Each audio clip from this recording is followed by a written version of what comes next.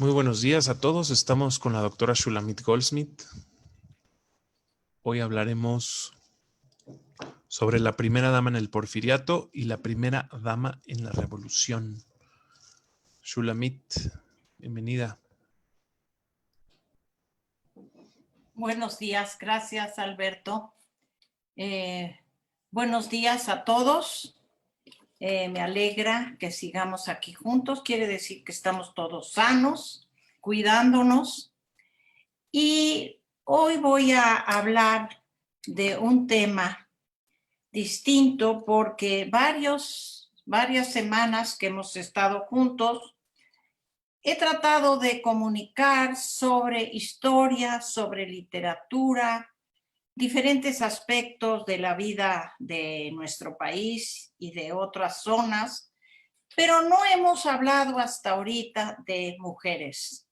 Muy al principio, si recordarán los que han estado conmigo, hablamos de un capítulo triste, oscuro de mujeres de la GUNE. Pero hoy vamos a hablar de dos mujeres muy importantes en la vida de nuestro país. ¿Y por qué importantes? Porque ellas fueron completas por sí mismas. Llegaron a la luz pública por sus esposos, naturalmente, pero ellas por sí se desarrollaron como dos seres humanos completos, inteligentes, compasivos, activos, resilientes, de lo que vamos a hablar hoy. Voy a hablar de como dice el título, nos mencionó Alberto, la primera dama en el Porfiriato, y posteriormente hablaré de Sara Pérez de Madero. No porque una sea más importante que la otra, sino por orden cronológico. Ambas pertenecen a fines del siglo XIX, principios del XX, y trataré de dar también como un contexto histórico en el cual se insertan estas dos figuras femeninas. Voy a hablar primero de Carmen Romero Rubio y Castelló, de Díaz. Carmelita, como se le conoce en la historia, Carmen Romero Rubio, nace en 1864. No soy muy afecta a dar fechas, pero esta fecha es importante porque va a mostrarnos la diferencia de edades entre la pareja presidencial.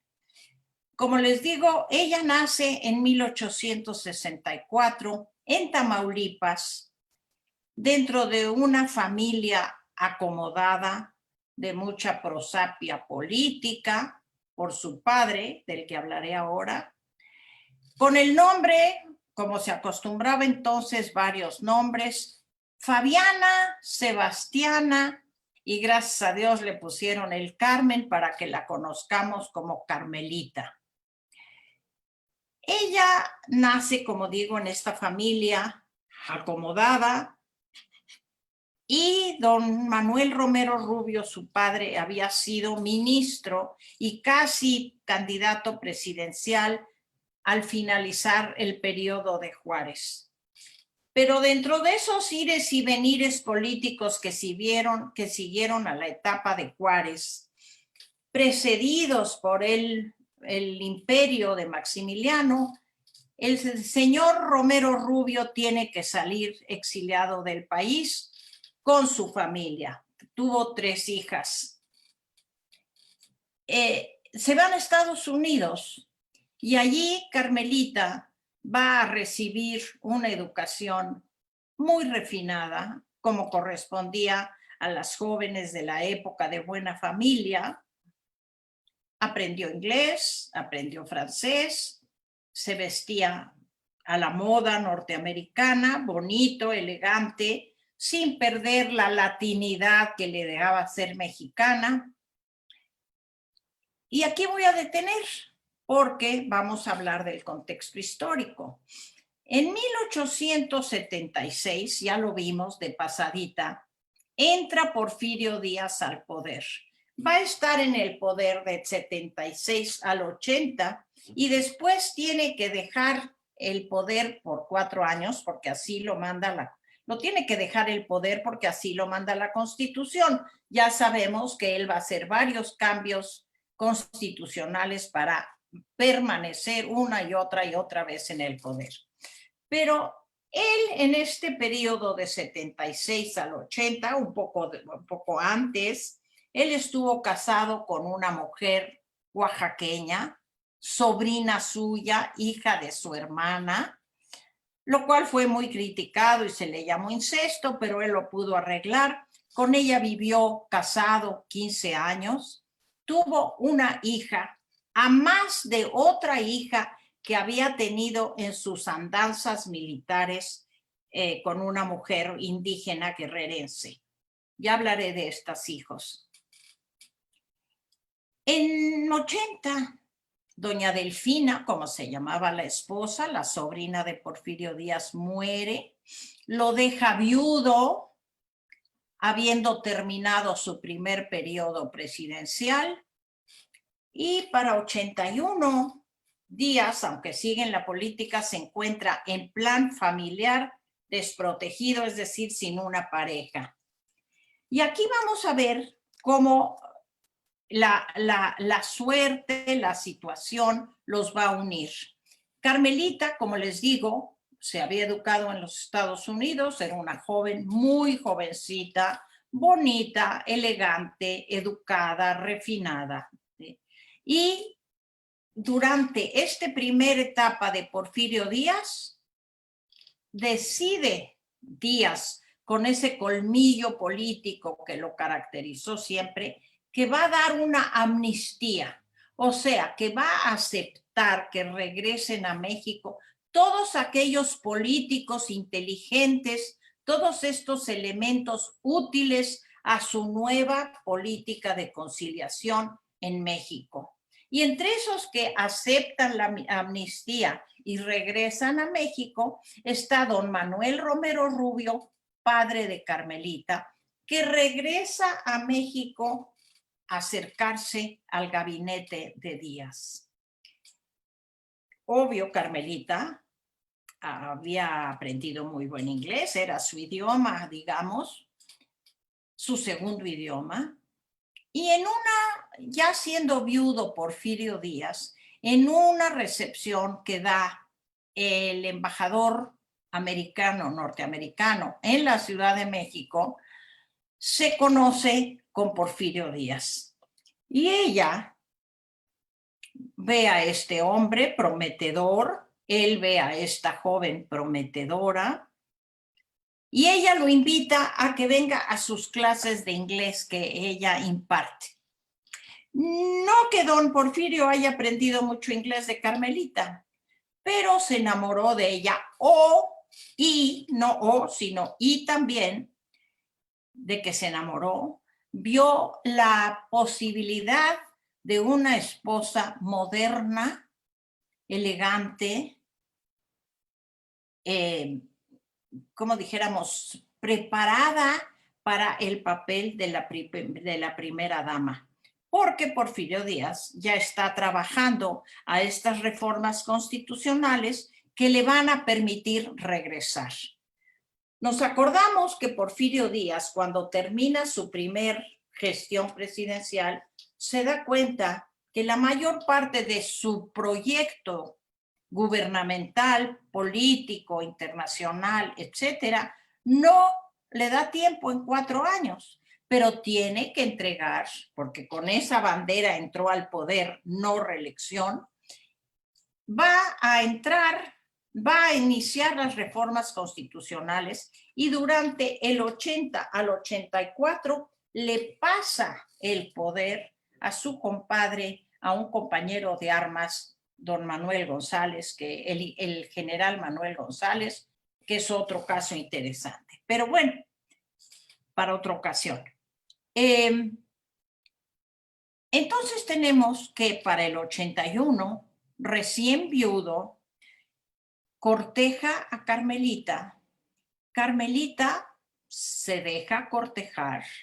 Muchos nos preguntamos cómo es posible que esta joven de 18 años, con tantos atributos, admite el cortejo de este hombre que es 30 y tantos años, 34 años mayor que ella. Pero no hay más que ver la figura apuesta de Porfirio Díaz, un general, además prometedor, por ahí va directo a ser presidente de la República, y en 81 se casan. A la boda van a llegar Porfirio, algunos miembros de su familia y sus 3 hijos. La hija mayor, Amada, Amadita, como se le conoce, que es de aquella mujer indígena guerrerense, y los 2 hijos que le quedaron, que sobrevivieron de sus 15 años de matrimonio con Delfina, porque con Delfina tuvo 8 hijos, de los cuales, como sucedía entonces, solo sobrevivieron 2. Entonces vamos a ver aquí que se va a armar este matrimonio de un hombre de 53 años con una joven mujer de 18. Él para entonces todavía, aunque firme, fuerte, decidido, inteligente, apuesto, sí, como lo podemos ver aún en su vejez. Y ella, elegante, delgadita, bonita, no era una belleza, pero era una mujer de facciones finas, bonitas, que se vestía muy elegante. En fin, se casan y van a formar la pareja presidencial. Aquí en cuanto a la cuestión personal, del compromiso, del idilio, digamos, de estos 2 personajes. A la vista larga, a la distancia, podemos elucubrar si este matrimonio fue al estilo monarquista de unir 2 grupos, 2 antagonistas, como era Díaz y Romero Rubio, en bien de la política del país, como acostumbraban los reyes en Europa. Como sea, así haya sido o no, el matrimonio va a durar hasta que muere Porfirio Díaz y ella se mantiene viuda hasta su muerte a los 80 años. Quiero decir aquí que en la boda que se lleva a cabo en una iglesia es un detalle muy interesante, porque cuando Porfirio Díaz se casó con Delfina, allá más atrás en años más jóvenes, no se casó por la iglesia, porque era como traicionar su filiación liberal, su filiación juarista. Además, ni siquiera estuvo casado, ni siquiera estuvo presente en su boda con Delfina, porque estaba en campaña, estaba en batalla. Entonces manda un representante. Pero antes de morir Delfina, él accede a casarse por la iglesia porque ella se lo pide antes de su muerte. Con Carmelita es diferente. Carmelita hacen una boda, a pesar, aquí quiero decir algo también, don Manuel Romero Rubio aceptó de buen grado la boda de su joven hija con este bien maduro general. No así la señora Castelló, que era religiosa y pensaba que su hija iba a caer en manos de un generalote, de esos que habían sacado a las monjas de sus conventos allá con las guerras, con las leyes de reforma, pero todo se plancha y el matrimonio empieza con el pie derecho. Así que para el periodo 1884, en adelante, hasta 1911, esta pareja, que podría haber sido considerada como pareja dispareja, tanto por la formación y filiación de cada uno, como por sus edades, pues va a ser un muy buen matrimonio. Un buen matrimonio que les quiero decir Carmelita no tuvo hijos. Se dice que ella tenía un problema de fertilidad. Hay infinidad de rumores que se circulan por qué no tuvo ella hijos. No los tuvo, pero Carmelita mostró su temple y su bondad y su carácter, criando a los hijos de Porfirio Díaz como si fueran sus propios hijos.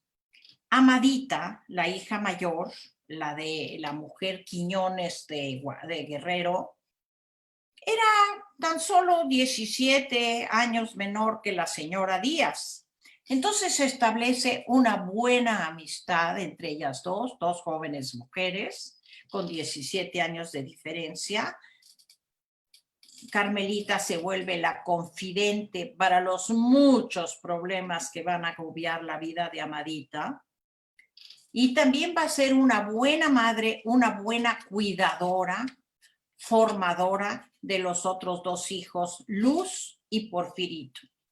Entonces ya tenemos como entendida la vida personal, la vida familiar de Carmelita Romero Rubio. Carmelita Romero Rubio también va a ser una gran mentora para su esposo. Ella es perfectamente consciente de que su marido todavía tiene actitudes, gestos, hasta apariencia, que no va de acuerdo con esta etapa de modernidad que Porfirio quiere descubrir al pueblo, a la gente e internacionalmente. Quiero comentar aquí algo que además corresponde a la época nuestra actual. Cuando Porfirio Díaz, como dije, lanza la amnistía para que todos estos enemigos, ex-enemigos políticos, más bien dicho, enemigos políticos para que se conviertan en ex-enemigos políticos, va a cuidar también mucho la relación con los Estados Unidos. Entre muchos defectos, pero muchas cualidades del porfiriato, tenemos que decir, tenemos que recalcar que Porfirio Díaz fue el primero de los presidentes mexicanos que se da cuenta que aprende una lección que hasta el día de hoy tenemos que aprender los mexicanos, que nuestras relaciones con Estados Unidos debemos de cuidarlas, ¿sí? Después de un siglo XIX de constantes enfrentamientos, confrontaciones, pérdidas de territorio, etcétera, etcétera, en nuestra relación con los Estados Unidos, Porfirio Díaz entiende que él tiene que limar esas asperezas, porque cuando sube Porfirio Díaz, que sabemos que sube a través de un golpe militar, de un levantamiento,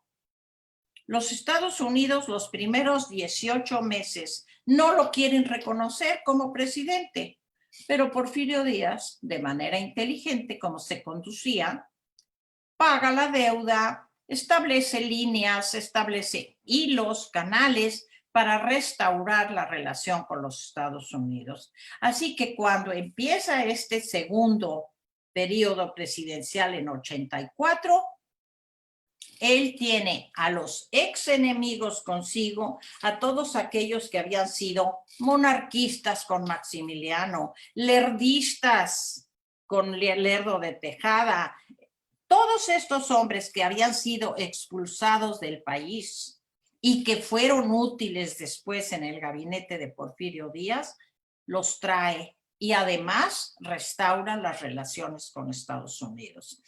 Esto lo digo como muy actual y se los dejo que lo pensemos ahora que tanto discutimos respecto del viaje de nuestro presidente a encontrarse con Trump.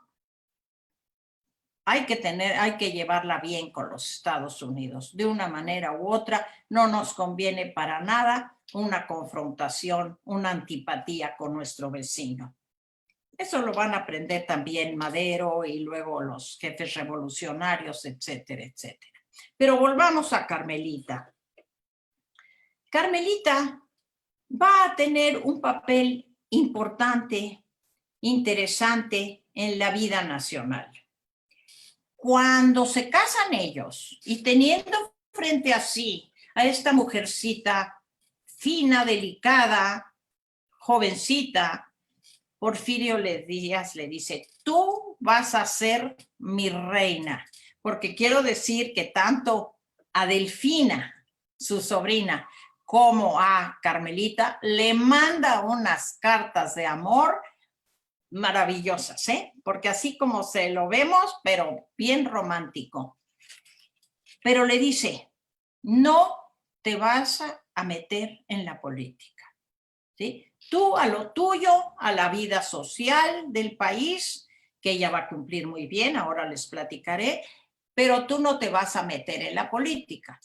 Eso fue un decir de los dientes para afuera, porque bien que ella tuvo su papel importante en la política, en las laterales de la política, y Porfirio Díaz redituó de esta actuación lateral de Carmelita. ¿A qué me refiero? Ella va a, como les dije, a teñir de modernidad, de innovación, el nuevo México que va a surgir desde el 84. Este hombre que promete y está aparentemente, ya sabemos que lo que va a suceder al final, pero va a teñir de prosperidad, de tranquilidad al país. Acuérdense que su lema era paz y prosperidad. Poca política, pero mucho trabajo. Ya no me acuerdo exactamente cómo era que decía. Poca política y mucho trabajo, no recuerdo exacto cómo era la fórmula, pero en la que quería decir que la política, aquí está. Porfirio Díaz va a ser el que va a determinar cómo se mueve la política del país. Pero Carmelita va a estar en otras esferas lateralmente política. La más importante va a ser la relación con la iglesia. Nos tenemos que acordar que el régimen juarista, posteriormente Lerdo y ahora Porfirio Díaz, tienen como premisa principal las leyes de reforma. La iglesia no debe meterse para nada en la vida externa, en la vida pública nacional. De casa para adentro, lo que sea, pero para afuera, nada. Ya desde el momento que se casan en una iglesia con gran bombo, entonces pues ya está como traicionando este lema, pero la gente no lo toma en cuenta. También hay que acordarnos que Porfirio Díaz va a tener a la prensa bien amordazada hasta casi cerca de la primera década del siglo XX. Así que todas las críticas no se airean y Carmelita, como buena mujer mexicana, va a ir a misa, va a colaborar con todas las ceremonias femeninas a favor de la iglesia.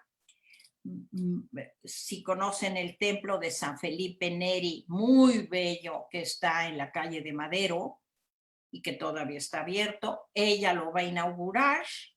Ella va a contribuir con la redecoración de la Basílica de Guadalupe. Invitaba muy seguido al arzobispo de Yucatán, al obispo de Yucatán, el señor Guillow, lo invitaba a comer. Primero nada más ella y el prelado, el señor religioso. Con el tiempo, pues llegaba don Porfirio a comer y era una reunión de ellos tres en la cual se fueron logrando muchos acuerdos a favor de la iglesia y relajándose esta confrontación que había iglesia-estado. Hay que decir que, por fortuna, no llegó a anular las leyes de reforma. El país siguió siendo, como lo hablábamos hace un par de veces, un país laico, como seguimos siendo hasta el día de hoy, afortunadamente. Pero Carmelita va a hacer mucho por solucionar las fricciones que habían habido durante la última cuarta parte del siglo XIX con la iglesia. Entonces tenemos este papel conciliador de Carmelita,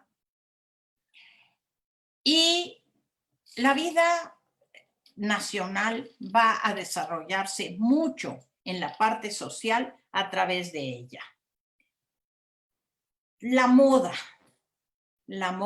ni qué hablar que ella, si ustedes ven por allí, alguna lástima que no tenemos la facilidad, pero ella hasta sus últimos años va a ser una mujer esbelta, delgada, muy bien vestida, con sus grandes sombreros de la época, con vestidos que seguían la moda parisina y que era imitada por toda la sociedad mexicana, que en aquella época va a ser muy sonada. Muchos apellidos que hoy todavía por ahí oímos en el Ola o en esas, eran de la época de Porfirio Díaz.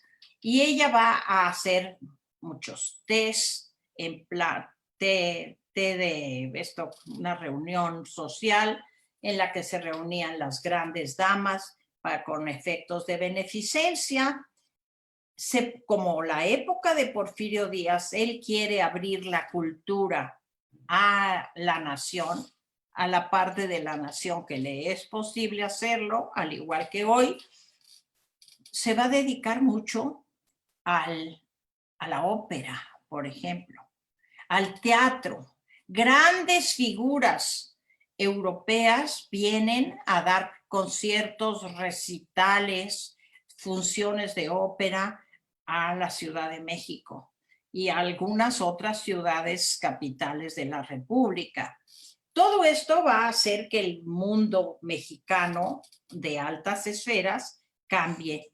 Hay un libro, hay muchísima bibliografía sobre el porfiriato, pero hay un libro en especial de José Valadez que tiene un tomo y varios capítulos sobre cómo fueron las diversiones de México durante el porfiriato. Y allí podemos ver lo que se va a desarrollar, las carreras de caballo al estilo inglés, las reuniones al estilo francés, la ópera al estilo italiano. En fin, hay una gran influencia europea en la cultura mexicana. Ya les comenté también en la plática sobre gastronomía que va a abrirse el país a la gastronomía, a los chefs franceses, en los que el día que Carmelita asistía a uno de los restaurantes,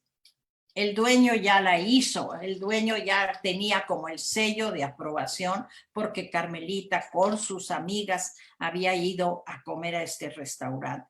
En fin, que la vida social, cultural de México se va a ver muy realzada por la figura de Carmelita Romero Rubio. Ya para entonces su madre murió un poco después, pero ya se reconcilió con la idea de que su hija está casada con entre comillas, comecuras, que finalmente no resultó un comecuras. Otro aspecto, como les dije, de la vida de Carmelita. Fue siempre una muy buena madre para los hijos de Porfirio Díaz. Esto, la verdad, hay que admirarlo, porque ella, que no tuvo hijos, podría haber resentido la presencia constante de los hijos de Porfirio Díaz, porque hay que reconocer que Porfirio Díaz fue un padre que a pesar de que se pasó su primera etapa de vida en los campos de batalla y después en la política, siempre se preocupó por sus hijos. Desde cuando tuvo la primera hija, Amadita, con la señora Quiñones de Guerrero, la reclamó para que viniera a estar con él como su hija.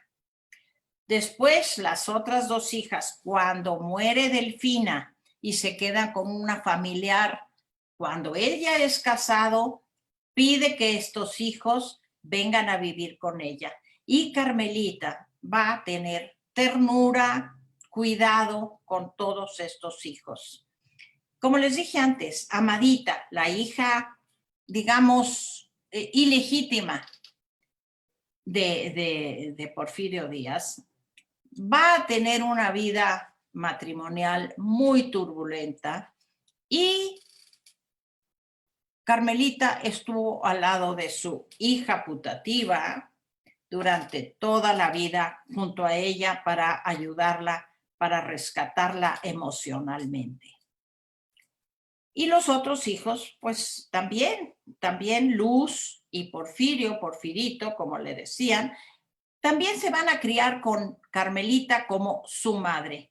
Aquí quiero decir que así como les comentaba yo que el archivo de Porfirio Díaz, todas las cartas que él recibió durante los 30 y tantos años de su gestión están en la Ibero. Igualmente, el archivo personal de Carmelita Romero Rubio está en la Universidad Iberoamericana y es un verdadero cofre del tesoro, porque ahí podemos ver cómo ella escribía, cómo podía escribir en inglés, en francés.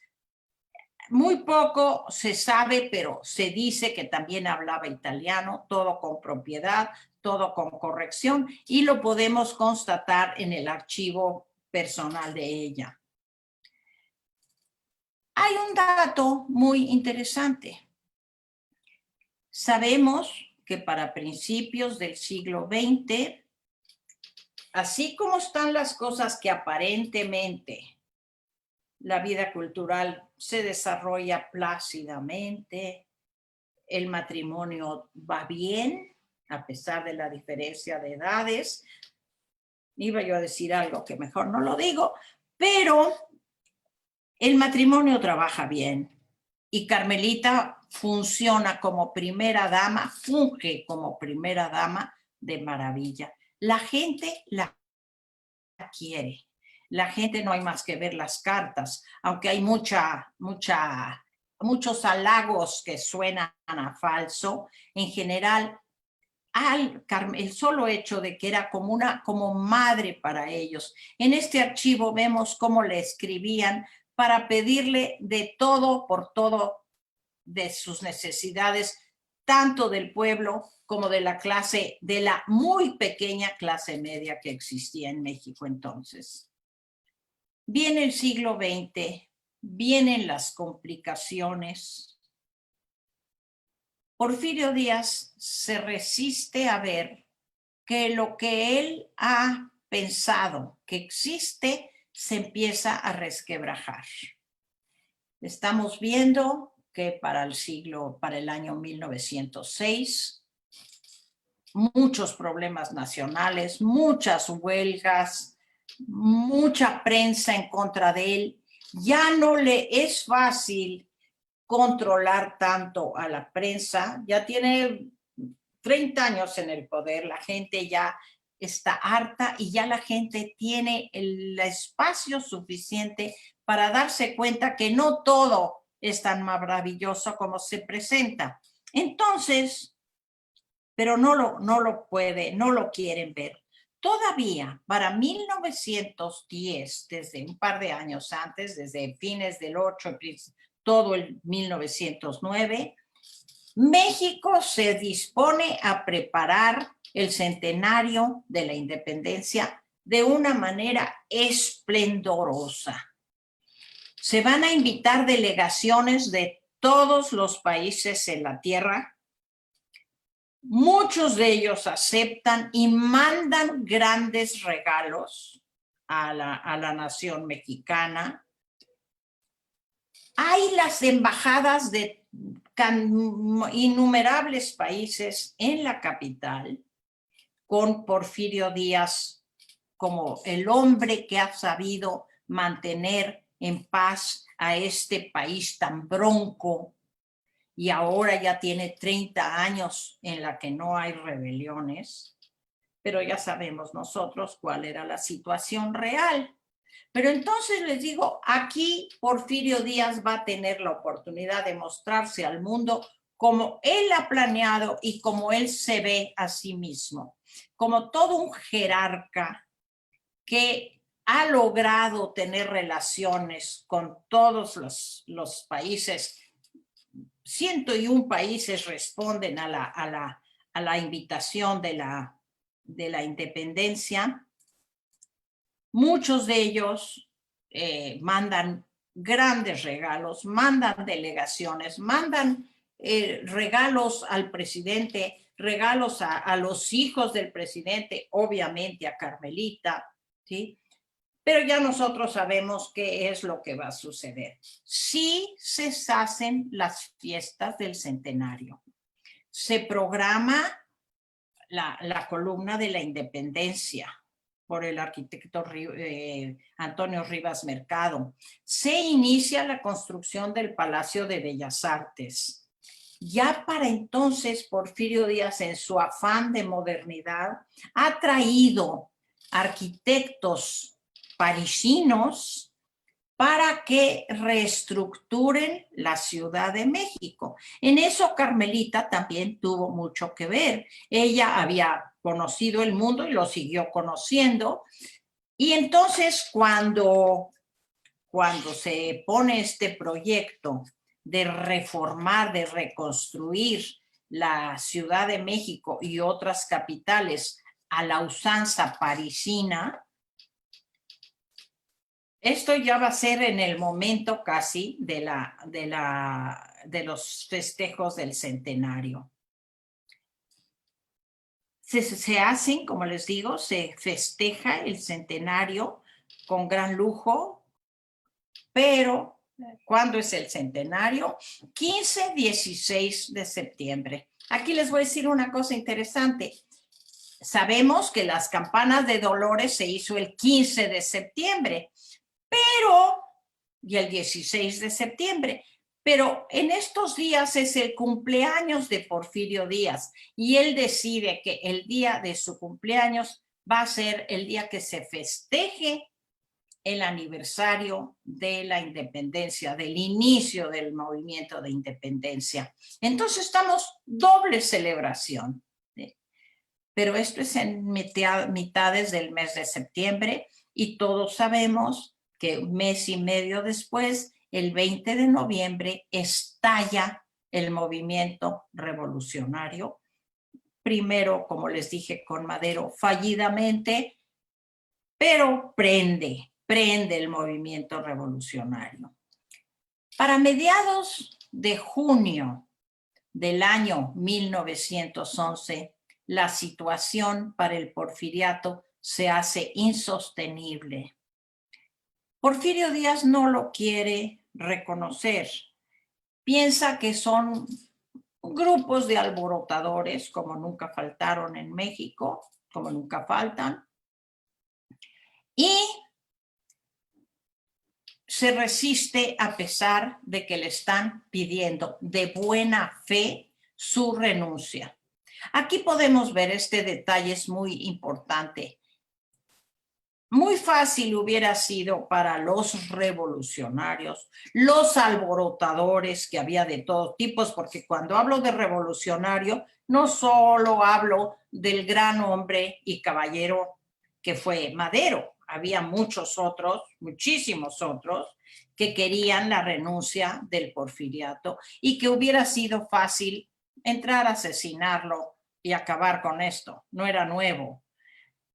Aquí podemos percibir que hay un cierto respeto, una cierta veneración por la figura de Porfirio Díaz, que además ya era bastante grande.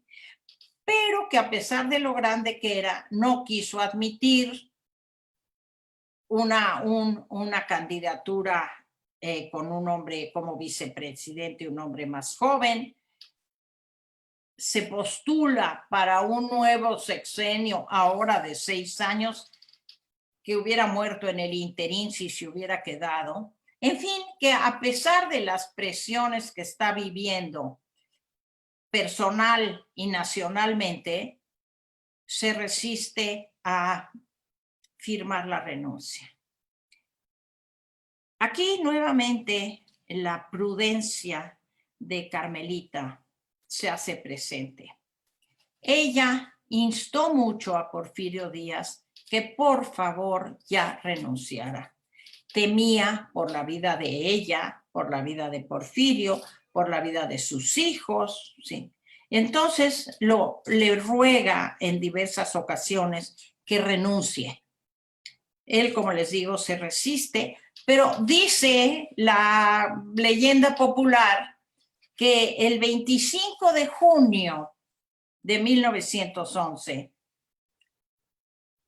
Porfirio Díaz tenía un terrible dolor de muelas y así viéndolo como disminuido por el dolor de muelas, que dicen que son terribles los dolores de muelas, lo agarró frágil y Porfirio Díaz accede a firmar. Esto es obviamente una leyenda, pero nos muestra lo que la gente sabe de la influencia que tenía Carmelita. Y aquí regreso un momentito a decir la influencia que tenía ella. Mucho se ha hablado de que ella mejoró su apariencia física, de que ella se preocupaba de que ya no siguiera siendo este hombre de a caballo, sino que le enseñó maneras para comer, maneras para vestir. Hay quien dice, yo no lo he comprobado a pesar de que conozco los archivos de uno y otra, que le espolvoreaba polvo de arroz para blanquearlo, pero de que lo cambió, lo cambió. Del hombre que podemos ver en sus fotos en 1880, 84, al hombre de 1901, por ejemplo, hay un enorme cambio. Porfirio Díaz, en esta época, cuando está cerca, antes de ese dolor de cabeza de dolor de muelas que les mencioné, Porfirio Díaz era un hombre que se levantaba al amanecer, que hacía pesas, que hacía ejercicios, que caminaba mucho y que se mantenía como un guapo señor en sus años 80. Pero entonces la presión hace que él firme su renuncia y poquito después él, Carmelita y un par de hijos, Luz y Porfirito y otras familiares, las hermanas de Carmelita, se embarquen hacia París, primero Estados Unidos, luego París, donde van a buscar asilo en el famoso buque Ipiranga, que es tan famoso. En el Ipiranga se van, muchísima gente va a llegar, muchísima gente, hay fotos que van a llegar al muelle, al puerto para despedir, aquí en México en el tren, en Veracruz en el puerto, en el muelle, para despedir a su amado presidente. Y Porfirio Díaz se va sobrecogido de tristeza, de dolor, de añoranza, porque dice, me entregué a mis hijos, a mi pueblo mexicano, y no me entendieron. Pues no lo entendieron porque se dedicó a un grupo y se olvidó de los demás. Pero eso él nunca lo vio. Él dijo, me van a pedir que regrese. Se mantuvo en comunicación a través de su secretario, que están ahí todas las cartas, pero él se va a París, viaja a diferentes países, viaja por Alemania, llega hasta Egipto, y en todos lados es recibido como un gran jefe de Estado el señor elegante con su montonal de medallas aquí, Carmelita con sus sombreros elegantes, su talle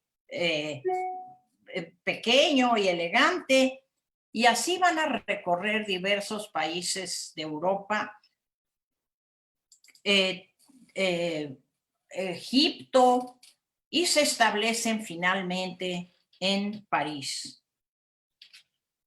Hay fotos muy interesantes de la pareja, la ex pareja presidencial, caminando por las Tuilerías, caminando por los Campos Elíseos, en los que la gente se quitaba el sombrero y le decía, bonjour, monsieur le président, y él con sus medallas aquí. O sea que él siguió recibiendo, él y ella siguieron recibiendo muchos honores durante todo su exilio en París.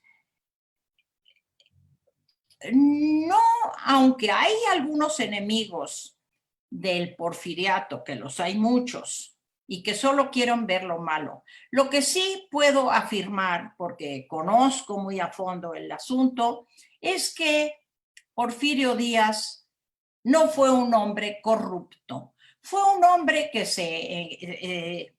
se equivocó en muchas cosas, y que Carmelita tampoco fue de esas mujeres que aprovecharon para su único bien su posición de primera dama. Él muere en 1915, muy pendiente de lo que está pasando en el país, porque su secretario, don Rafael Chouzal, mantuvo una constante correspondencia, que también está en el archivo, en la que le comentaba todas las vicisitudes, todos los problemas revolucionarios, y él decía, se los dije, apenas me vaya yo, va a estallar la olla. ¿Cómo fue? No por él, no a pesar de que se fue, sino por cómo llevó las cosas mientras estuvo aquí. Es decir, tuvo su mejor intención, pero lo perdió. Carmelita queda con él y es una gran esposa que lo va a cuidar en sus últimos años. Muere en 1915. Ella se va a quedar todavía un tiempo viviendo en París de las propiedades. Ella tenía propiedades que le heredó su padre, que como les dije era un hombre rico. Ella se va a quedar un tiempo viviendo en París de las rentas de sus propiedades que tenía en México. Ya regresa, quería regresar. Hay cartas que dicen cómo añora a su país, a México, pero está en pleno periodo revolucionario. No es conveniente que venga la primera dama del porfiriato a meterse a este caldero que existía en México en esos años. Unos años más adelante, cuando ya se ha calmado la situación revolucionaria, regresa Carmelita, ya viuda, a México, a la Ciudad de México. Va a vivir muchos años más en la colonia Roma, con la finura, con el acompañamiento cultural que siempre tuvo, ya no como primera dama, pero siempre muy respetada y querida, hasta podemos decir querida. También hay muchas cartas de cuando ella ya está aquí en México, se le buscó para hacerle entrevistas, las cuales concedió, y podemos decir que hasta que ella muere ya a los 80 años, 82, no recuerdo bien, 80, es 82 la otra viuda, 80 años ella muere sin hijos, pero sí acompañada por hijos y nietos de Porfirio Díaz. Como les digo, Amadita, la hija mayor de Porfirio Díaz, la acompañó siempre, fueron siempre grandes amigas, grandes confidentes. y la va a ayudar en muchas situaciones que Amadita se va a ver envuelta. La figura de Carmelita queda muy presente entre las mujeres del siglo XX, aunque, como dije al inicio de mi plática, a las mujeres, a las esposas de los presidentes, poca atención se les ha dado. A Carmelita en especial se le vio siempre como una figura decorativa, que no lo fue, pero fue algo más que una figura decorativa. Bueno, quiero terminar aquí porque me gustaría, Alberto, a ver si hay algunas preguntas. Y vamos a dejar a doña Sarita para la próxima sesión, porque la tenía yo muy presente aquí. Yo he escrito mucho sobre doña Sarita en los periódicos, pero pues ya no nos dio tiempo hoy. A ver si hay algunas preguntas, por favor. Gracias, Shulamit. Los invito a todos a que puedan levantar la mano para que les abramos el micrófono, o bien pueden escribirlo en el chat. De igual manera en Facebook nos pueden escribir sus comentarios o sus preguntas, por favor. Mientras tanto, te leo un comentario de Amelie que dice: eres tan extraordinaria expositora. Quiere saber si es posible abordar en tus siguientes clases los tiempos de la revolución. Lo dejamos ahí como Pero un... yo nomás le quiero decir, ¿es Amelie, me dijiste? Sí. Que ya hablamos, Amelie, de la revolución. Probablemente lo vi en una forma muy general y se te quedaron algunas dudas. Si tú me dices sobre qué te interesaría, con mucho gusto lo puedo abordar. Porque ya sabemos que la revolución es, si toda la historia de México es verdaderamente complicada, ¿sí? La revolución es la complicación en sí, porque es la revolución de revoluciones, como algunos lo han calificado. Todas las clases están grabadas en el Facebook de la Keile y en el canal de YouTube de la Keile, para la gente que nos pregunta eso. También nos dice Rebeca: me encantan tus pláticas. Muchas gracias, Rebeca Rosenthal. Gracias. A ver, Telma, puedes abrir tu micrófono para escucharte.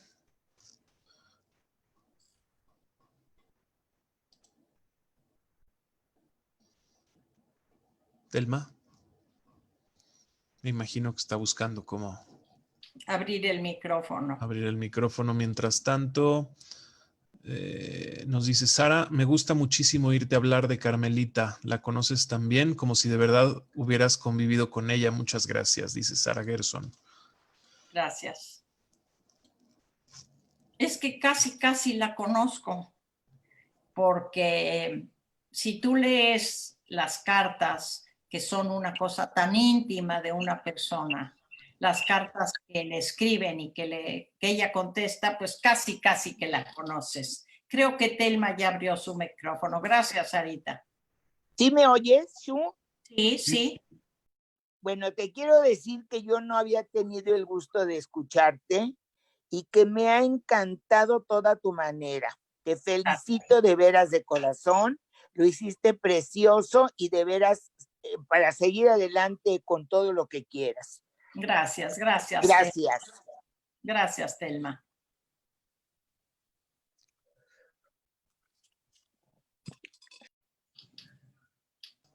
¿Alguien más? ¿Tiene alguna pregunta, algún comentario?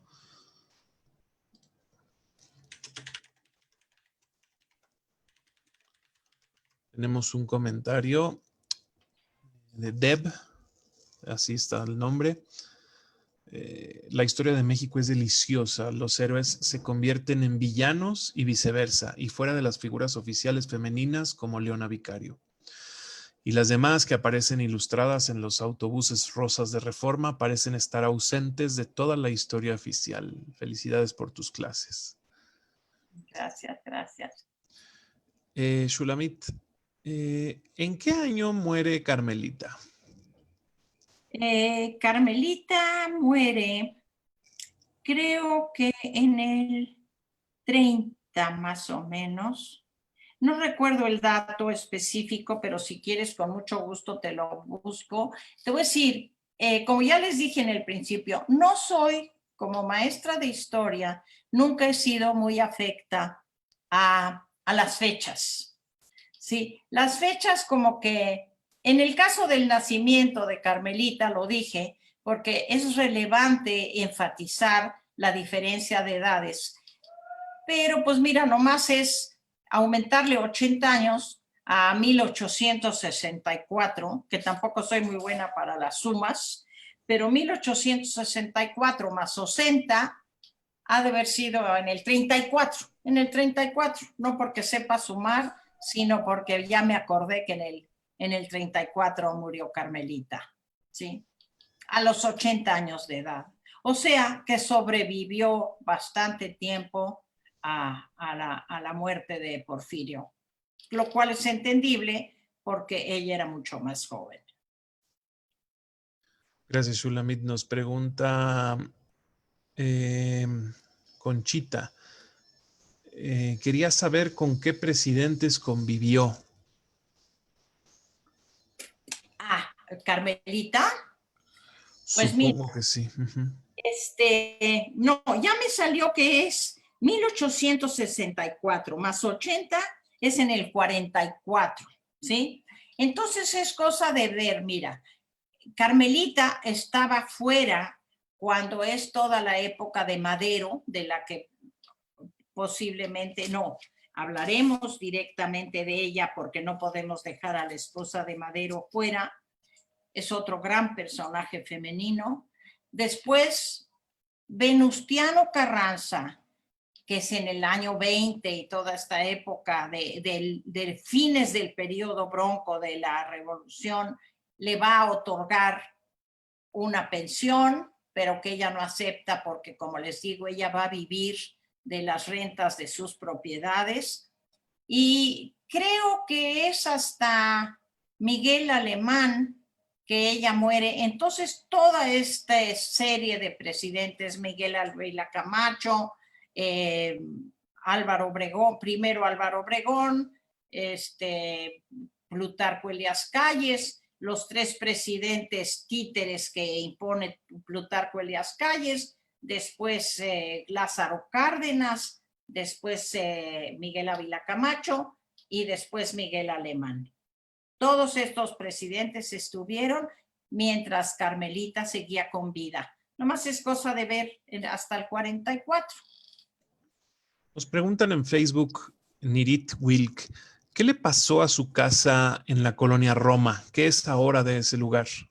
Sí, muy buena pregunta. Tengo entendido que sigue siendo un museo, que ha sido en un primer lugar, esta casa fue tomada por las fuerzas revolucionarias, convertida en cuartel revolucionario, pero después, cuando se asientan las cosas, esta se va a volver un museo. Creo que hasta el día, miren, la casa de su padre, de don Romero, del señor Manuel Romero Rubio, es una bellísima casa que está enfrente del Palacio de Minería. Hoy en día, esta casa es propiedad de la Ciudad de México y allí se hacen presentaciones de libros, ahí se hacen algunas celebraciones particulares muy elegantes. Tengo entendido que puedes alquilarlo, me supongo que por un alto precio, pero el que se quiera lucir, que alquile esta sede, que es bellísima, la casa de don Manuel Romero Rubio. Está en la calle de Tacuba, justo enfrente al Palacio de Minería. Shulamis, yo quería decirte que aparte de la bella exposición que nos diste, el cine mexicano contribuyó mucho para ilustrarnos lo que tú nos acabas de exponer. Qué tiempos aquellos, señor Don Simón, con Joaquín Pardavé y otras muchas palabras donde veíamos al presidente y la esposa yendo a la ópera, los bailes, las fiestas. O sea, para la clase privilegiada realmente fue una época muy bella. Lástima que fue un tirano con la otra clase. Así es, Rosita. Qué bueno que me dices esto, porque también quiero comentar que durante el periodo, el largo periodo de Porfirio Díaz, a México se trajo el cine, se trajo el teléfono, se trajo el telégrafo. Desde mucho tiempo atrás en México se habían iniciado los ferrocarriles, pero durante la época de Porfirio Díaz se centuplicó el número de vías ferroviarias. Todo esto lo digo para decir que en la modernidad fue uno de los ejes, la modernidad en el país fue uno de los ejes del porfiriato.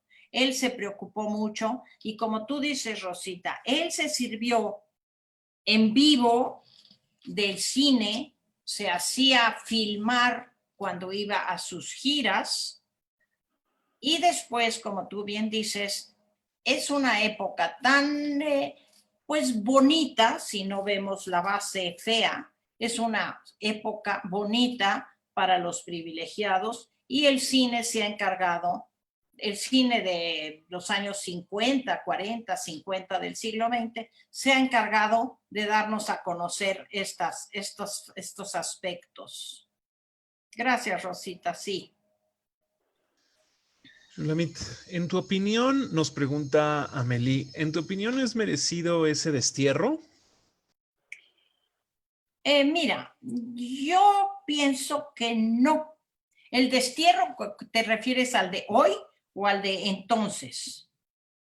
Si es al de entonces, es obvio que Porfirio Díaz tenía que salir del país, porque representaba una etapa que ya se tuvo que terminar y que también de esta manera se cuidó su vida. Él no tenía otro remedio más que salir del país y alejarse de la vida política del país, muy a su pesar. En ese sentido, sí siento que era lo que debió haber. Ojalá, y ya lo hablaremos la próxima sesión, ojalá eso hubiera sido con Madero, que buscó salir del país y exilarse, que varios países le ofrecieron exilio, porque de otra manera siempre hubiera sido, como fue Madero, un target, una mira donde asesinarlo, para asesinarlo.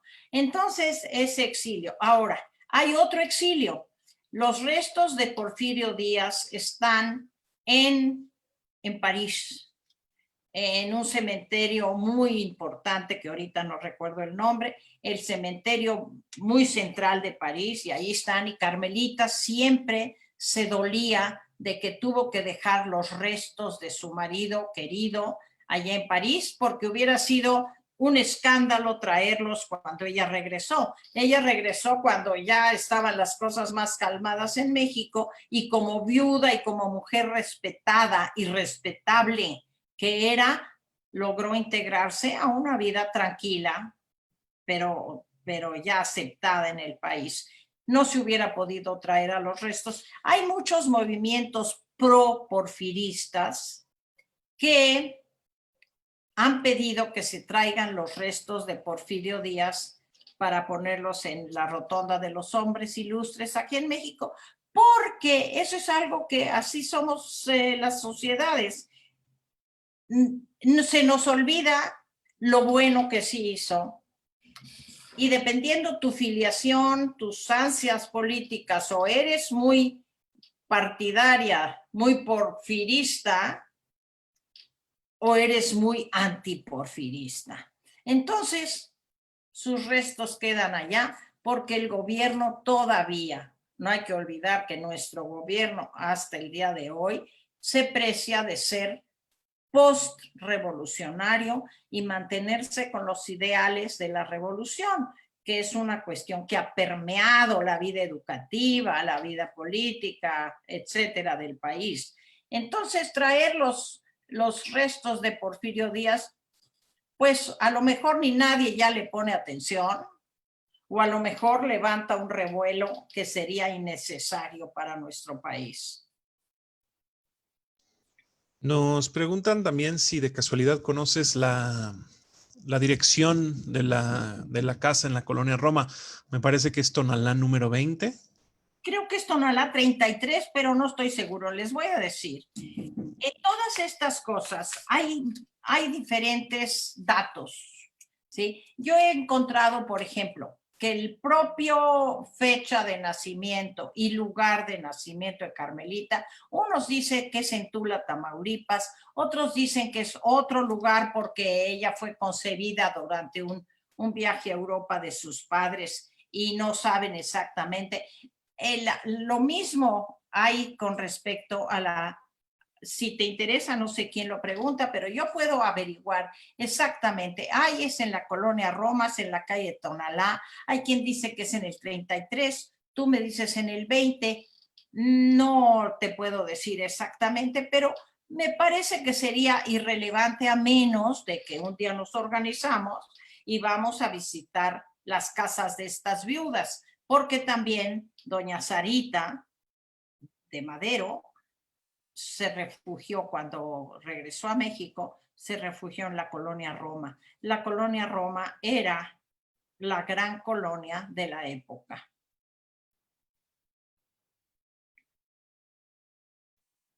Nos dice Deb, felicidades por no enfatizar en fechas. A muchos nos hubiera gustado más la clase de historia si no nos hubieran hecho aprender todo de memoria. Sí, también nos dice... Estoy de acuerdo. Sí, dime, Alberto. También nos dice que se pregunta si Porfirio no quiso dejar el poder no tanto por ego, sino por miedo a que nadie siguiera su legado.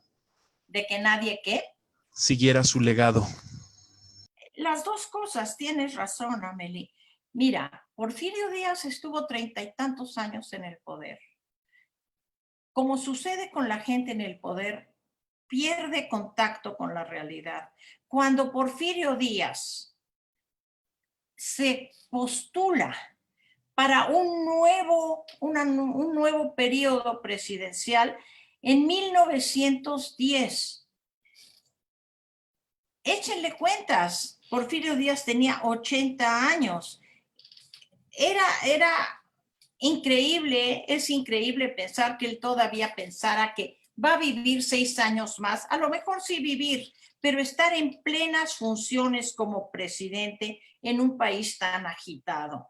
Entonces, sí temía, pero también Porfirio Díaz, y lo podemos leer en sus cartas, siempre pensó que en el momento que él salió del país, se despertó la bomba revolucionaria. Él, con todo lo inteligente y culto que llegó a ser, no se atrevió o no quiso o no pudo tirar los ojos a la verdadera causa del rechazo a su régimen. ¿Sí? Así es el poder. Pero como digo, no podemos decir ni horror total con Porfirio Díaz, ni bravo total de Porfirio Díaz. Hay algunos presidentes a los cuales sí le podemos poner puros ceros, puros taches, pero no a Porfirio. Porfirio tuvo sus muy buenos momentos para el país y muy malos momentos, como lo demostró el que termina su gestión con un movimiento revolucionario que va a durar 10 años, que va a cobrar millones de muertos. Si alguien más tiene alguna pregunta o algún comentario, bienvenidos.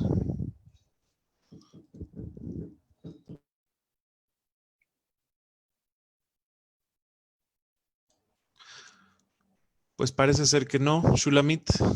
Muchísimas gracias. Muchas gracias a todos. Hasta luego, Alberto, y gracias por todo. Al contrario, Shulamit, que estén muy bien todos.